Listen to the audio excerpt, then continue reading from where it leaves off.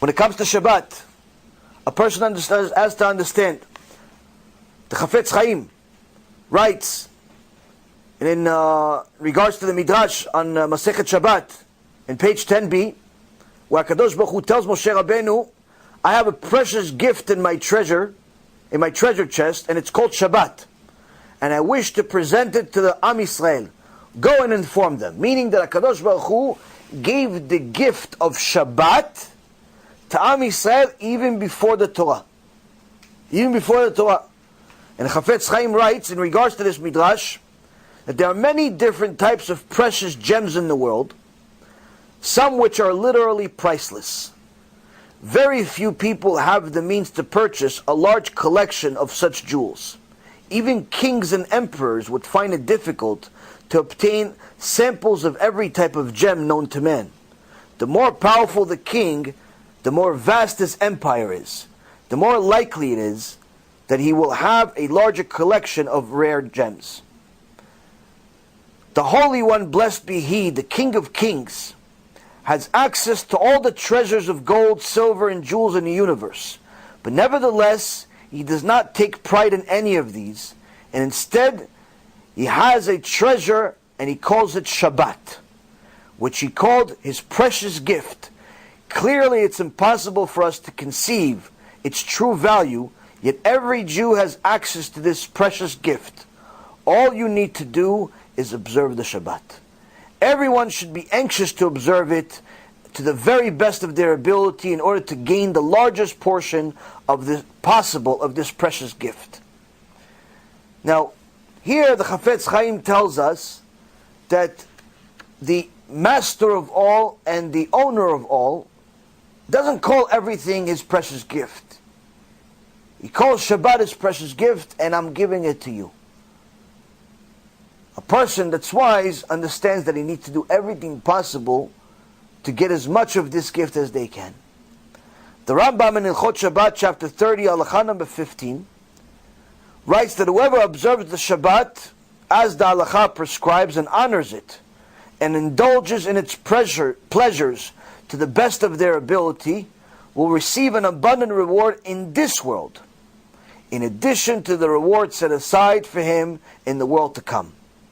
And in the merit of observing Shabbat, the sins of a person can be forgiven to the extent where our sages, Rabbi Chia and Bar Abba, says, even someone who was an idol worshipper, as people did in the generation of Enosh, through observing the Shabbat as the halakha dictated, will be forgiven for idol worship. That's how valuable Shabbat is. Now when you have such a treasure, and someone plays with fire, and says, sometimes he cares about it, sometimes he doesn't care about it, sometimes he treats it carefully, sometimes not so much. What does that mean? He doesn't understand how precious it is. And that's why the Rambam continues. The mitzvah of Shabbat is equivalent to all of the other mitzvot in the Torah combined.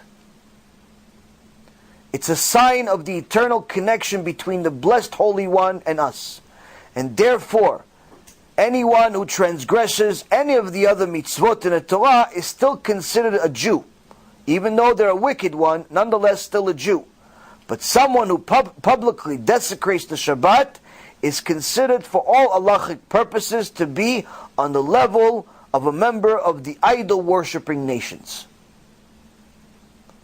So when someone can go from gaining the greatest treasure HaShem has in this world, to now he's about to lose it, but not just lose it, turn into an idol worshipper, we now understand why the sages speak so harshly on the sinners. We now understand why Moshe Rabbeinu had to kill Tzlofchad for violating Shabbat and being the first Mechalel Shabbat in history. He killed him with the worst death penalty in front of everyone. The Zohar Kadosh says every Friday afternoon there's an announcement broadcast throughout every section of Gehenom that all of the suffering of the sinners has to be halted. But for those who didn't observe the Shabbat while they were alive, the fires of Gehenom are never extinguished. Meaning, if a person made sins and got themselves into Gehenom, but if they at least kept Shabbat, they'll have a break on Shabbat and eventually get out of Gehenom. But if a person died without doing Chuva for Shabbat, the fire never goes out. Not on Shabbat and not ever.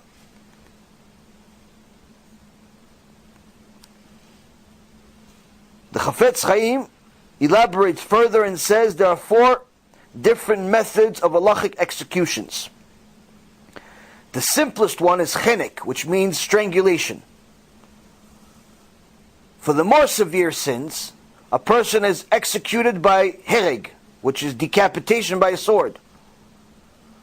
But for the other, more severe sins, a person is executed by srifa, which is burning. But the most terrible form of execution in the Torah is reserved for the worst possible sins, which is skila, stoning. This punishment is reserved for the sin of desecrating Shabbat. The most terrible of all punishments that the Torah prescribes, Chafetz Chaim says. That means, Rabotai, a murderer gets lesser of a punishment than a mechalet Shabbat.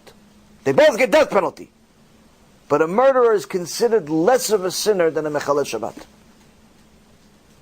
There is an opinion from the Chachamim that a murderer still has a share of the world to come. Some say he doesn't. But some say he still has a share of the world to come. But yet, in regards to Mechalel Shabbat Befaresya, everyone says, across the board, has no share of the world to come. Why? Because Rachmanah said that. HaKadosh Baruch Hu said he has no share of the world to come. Rabbi Yonatan Eibeshitz wrote this in Yarot Dvash, in chapter 2, section 3, that our sages taught in Masechet Shabbat, page 156a, that someone who is born on Shabbat, then he will die on Shabbat as well. But this is because he forced others to desecrate Shabbat to save his life when he was born. Meaning, if you're born on Shabbat, you have to violate Shabbat for him. He's going to die on Shabbat also. Why? Because he forced people to desecrate Shabbat for him to be born, and he's going to do the same when he dies. Now what happens if... So it's not ideal. It's not ideal. What happens if somebody dies right before Shabbat? Ben Hashmashot. And gets buried. The Ramban writes, and Chachamim concur, say someone that dies on Friday and gets buried Ben Hashmashot before Shabbat has such a high merit, there is no chibut kevel. Meaning, he goes straight to the Beit Din of Shamayim. No suffering in the grave at all. Nothing. Why? Nobody violated Shabbat because of you. Shtabach Shimo. Now,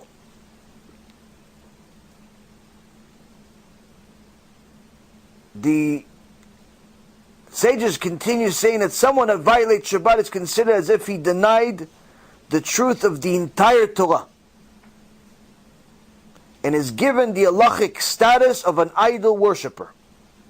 It doesn't mean that he's considered not Jewish and he has to convert, but rather he's considered an idol worshipper when it comes to how you treat him. So for example, if you have a Christian friend or other types of idol worshippers, and they see that you have an open bottle of wine on your counter and they pick it up, that wine, you're not allowed to drink it anymore. Why? Because one of the forms of idol worship in the past has been that they would give this wine to their gods. This form of idolatry. So we don't know if they just picked it up just to see the tag, or it was really a form of idolatry. We don't know. We can't trust them. We have to throw it out. You can't even give it to your dog. You can't sell it. Nothing. Not if the guy's an idol worshiper. He believes in Buddha. He believes in some cow. He believes in some human being. A precious Jew that turns himself into an idol worshiper by violating Shabbat, he touches your wine, you have to treat it the same way. You have to throw it out. That's what it means, treating him like an idol worshiper. If an Arab skilled at slaughtering. Skilled. If he slaughters your cow, tarif, not allowed to eat it. Not allowed to eat it. Christian, Muslim, atheist, some type of Buddhist, whatever they are, non-Jew, they slaughter your cow, your chicken, not allowed to eat it. Tarif. A Jew slaughters the cow. If he's a mechalel Shabbat, also tarif, not allowed to eat it.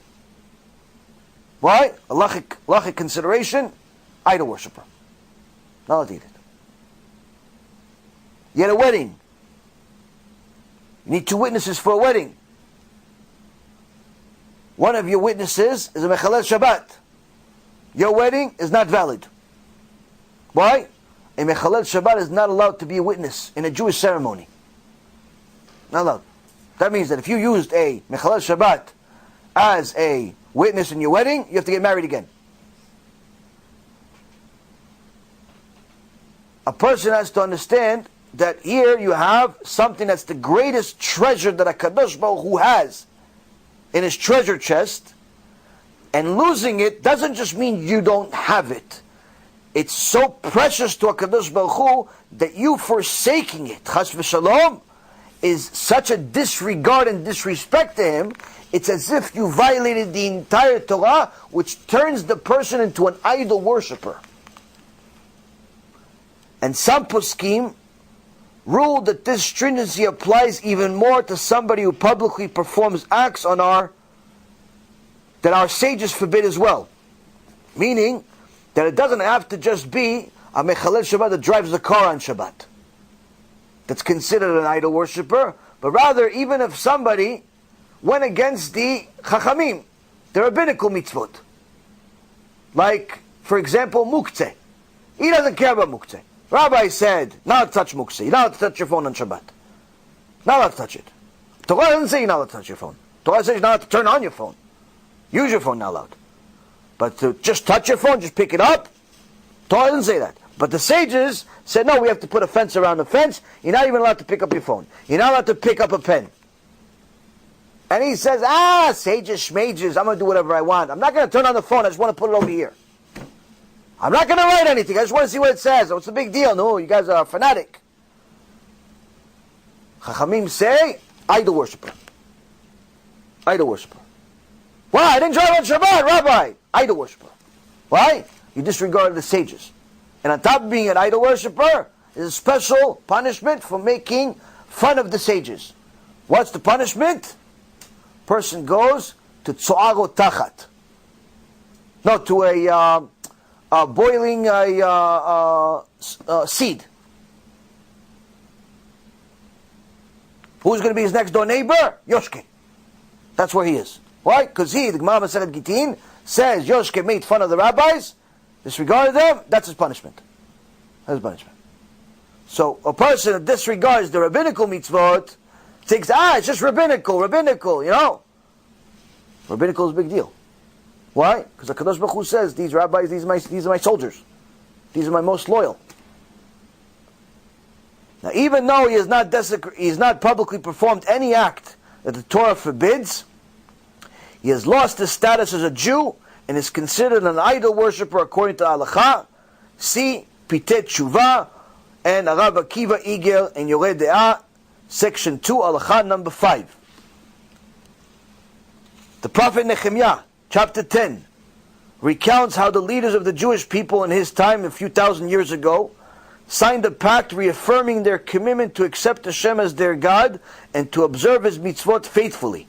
But later it was discovered that the people were not faithful to this pact during Nehemiah's absence and were remiss concerning 3 of its clauses: the obligation to separate tithes, meaning give maaser, from all of their produce, to avoid intermarriage with women of other nations, and to observe the Shabbat.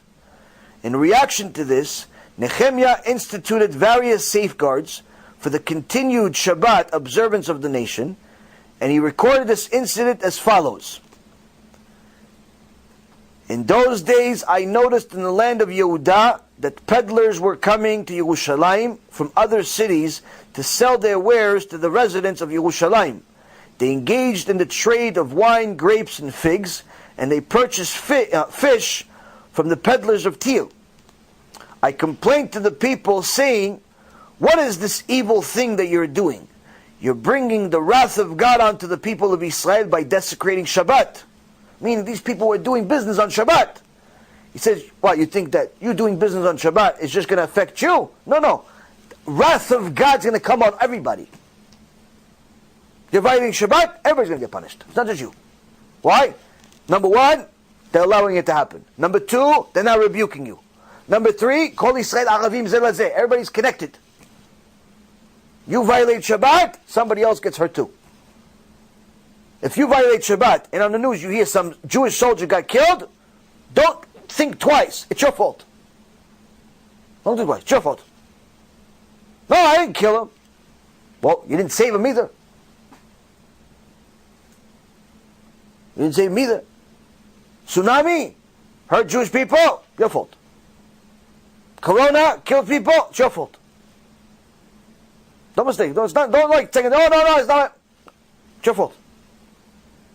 You're a murderer. You killed people.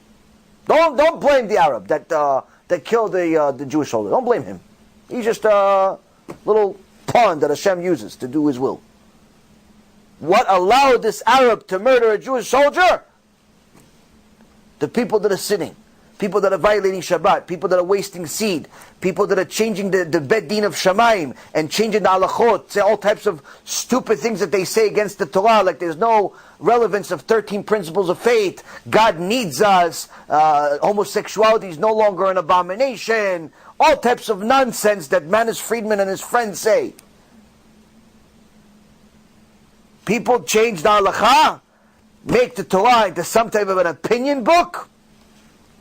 Kadosh Baruch Hu says, I bring wrath to the world. You hear about Jewish people dying, don't think for a second of anything else. Whose fault it is? Their fault. All of those people. All of those people. Sometimes those people are religious. Sometimes they're secular.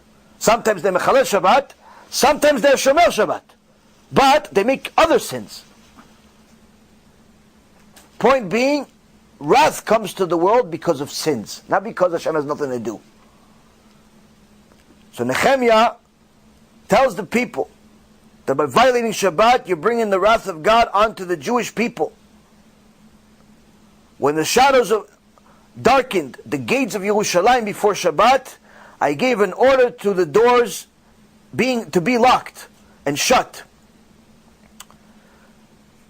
and that they were not to be open until after Shabbat. I ordered that the doors of the city be locked so that the peddlers would not enter the city to sell their wares. The peddlers remained encamped outside Yerushalayim once or twice, and I said to them, why are you camped by the wall? If you will do this again, I will raise my hand against you. From then on, they no longer came on Shabbat. I then proclaimed, please my God, remember this good deed for me, and have mercy on me, as befits your abundant chesed. The prophet Nehemiah tells these people, if you come to Yerushalayim again, I'm going to raise my hand. What does that mean? When a prophet tells you, I'm going to raise my hand, what do you think is going to happen? Fist fight! Prophet is saying, if you come here on Shabbat, I'm going to say one word, you're all going to die. One word, I say to Hashem, you're all going to die instantly. One word.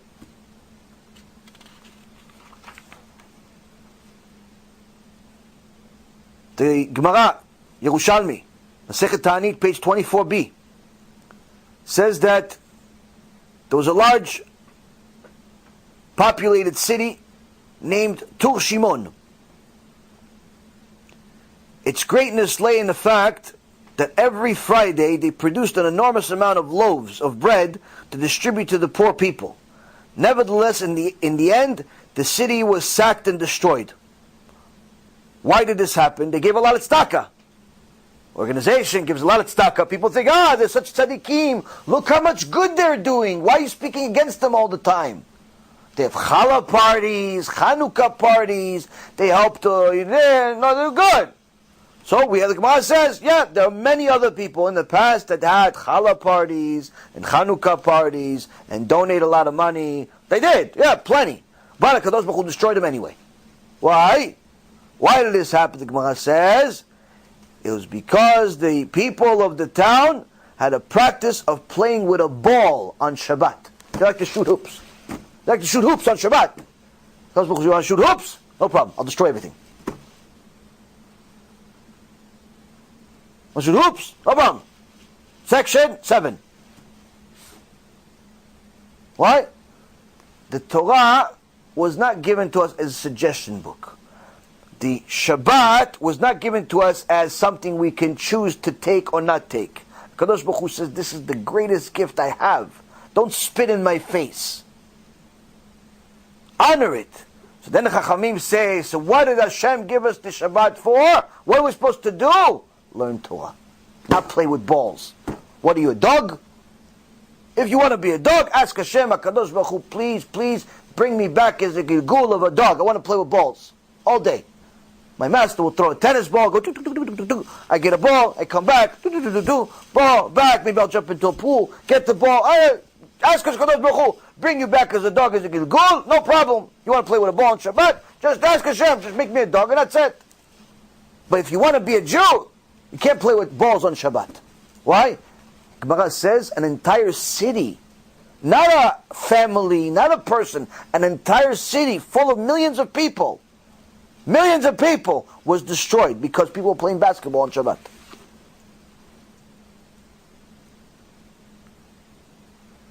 Rav Avraham Chaim Naeh wrote in his Ketzot HaShulchan, it's absolutely frightening to contemplate this passage in its message about the sanctity of Shabbat.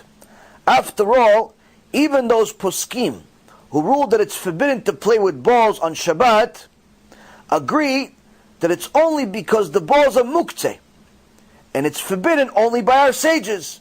Yet this sin caused the destruction of an entire metropolis of Tur Shimon, despite the great merit of the charity that the people of that city distributed regularly.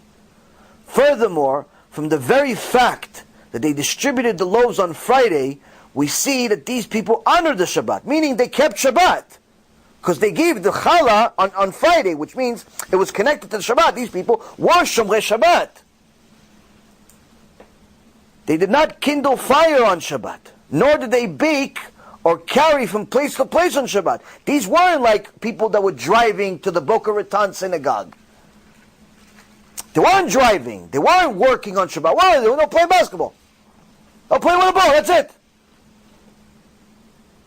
And Rav Avraham Chaim Naeh writes, it's likely that they observed the rules of muktzeh regarding all other items.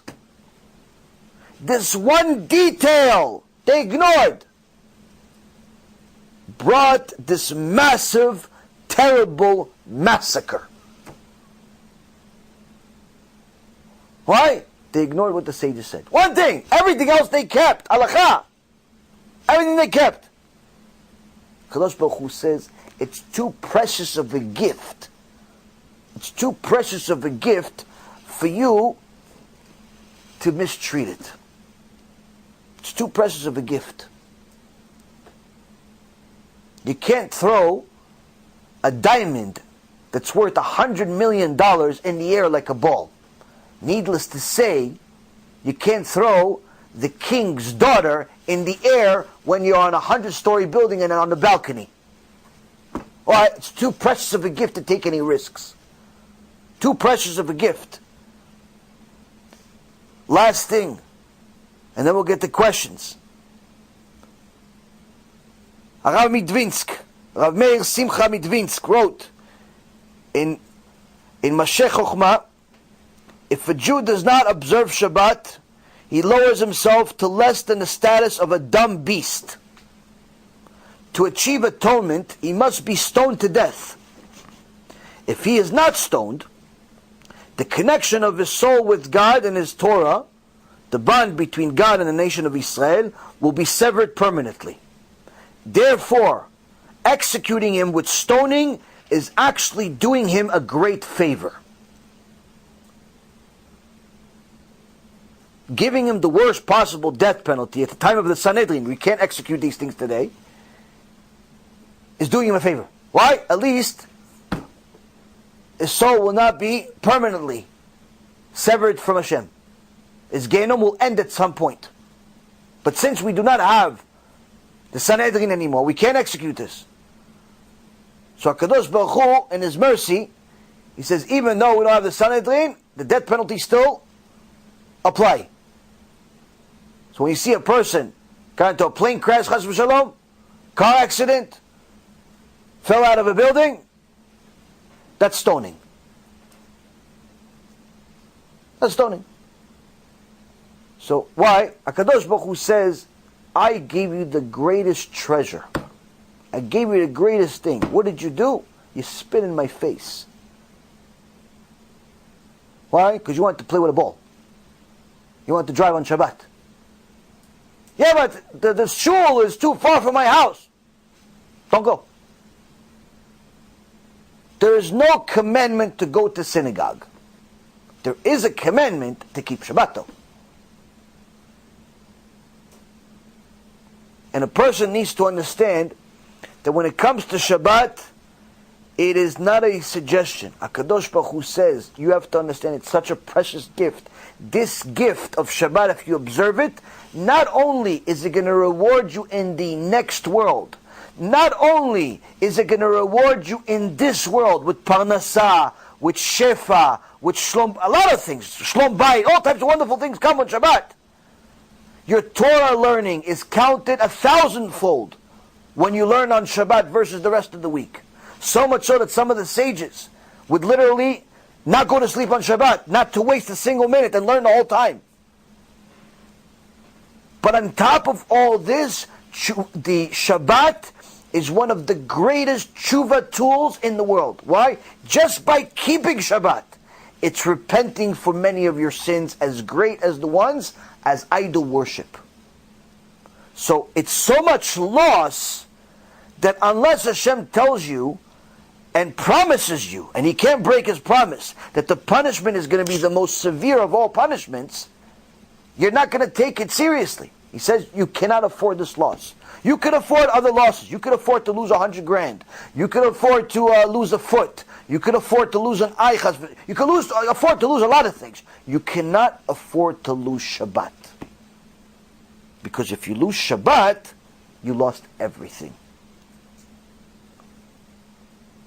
Your tshuva will never happen. Your reward simply goes into the garbage. Your parnasa and shefa, all the things that you were supposed to get, will never have bracha. You may make a lot of money, but you'll never have blessing. All that money will go to bills, taxes, lawsuits. HaShem yishmor v'yatzil.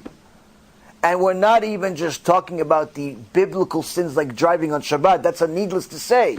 You light a fire on Shabbat, it's obvious you're going against Hashem, mamash, like war. And one of my students is an engineer, tells me, no, Rabbi, you made a mistake. You're saying that someone drives a car is lighting a fire. It's wrong. It's not lighting a fire, Rabbi. It's lighting thousands of fires. So what do you mean? He says, okay, let me give you a graph. He gives me a graph 4 or 5 years ago. This is what it is. From 0 to 60 miles per hour, for every approximately 15 minutes, it's something like 60,000 fires that you lit. That means you violated Shabbat 60,000 times. Just by going from your house to the traffic light. By the time you got to the shul, 20 minutes later, HaShem yishmor v'yatzil. You need a miracle to get out of this Gehinnom that you put yourself into.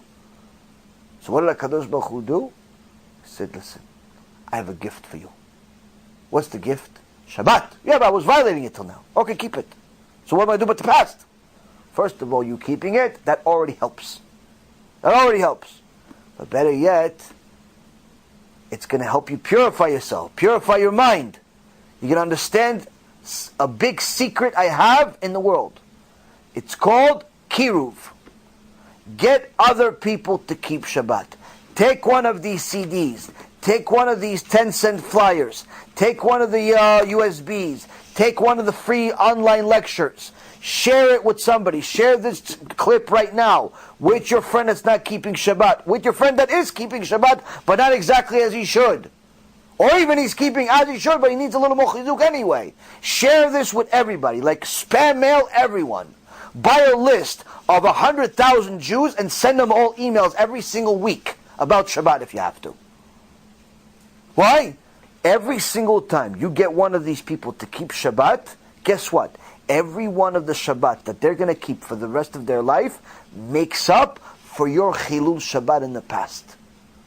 So instead of showing up to Shamayim as someone that keeps Shabbat but still has 20, 30 years of Chilul Shabbat, so you have 30 years of Shabbat violation as a deficit, you're still missing. What do you come up to Shamayim with? A surplus of thousands of Shabbat. Why? You sent people the emails, you sent people the CDs, you sent people the posters, you invested in Kiru, you didn't do anything, you just gave us money to do it. Whatever you did, but you did something on a regular basis that got people to keep Shabbat. Every single person that keeps Shabbat from that point on goes to your account. Every week it's like you're keeping 100, 200, 300, 400 Shabbats. In a matter of 6 months, you've completed Chuva for 20, 30 years of Chilul Shabbat. So, and from that moment on, everything is extra. When you go up to Olam Haba, guess what? Not only are you going to have an endless Olam Haba, but guess what? People, just like they prayed to Rabbi Meir Baal HaNes, and Rabbi Shimon Bar Yochai, and Rabbi Akiva, and Moshe Rabbeinu for their merit, please Hashem, please, for the merit of Moshe Rabbeinu, for the merit of Rabbi Meir, please help me. Why? Because Moshe Rabbeinu, Rabbi Meir, all the sages, they have extra merits. People are going to pray for the merit of Reuven, for the merit of Shimon, that he got so many people to do tshuva. Please help me. Because you have so many merits. Because you got so many people to do tshuva. Instead of going up there with a deficit, you go up there with a merit. Now, no one's praying to you, but rather using your merit. And a person that goes up to Shamayim with a surplus, there's no one in the world that's more lucky than him.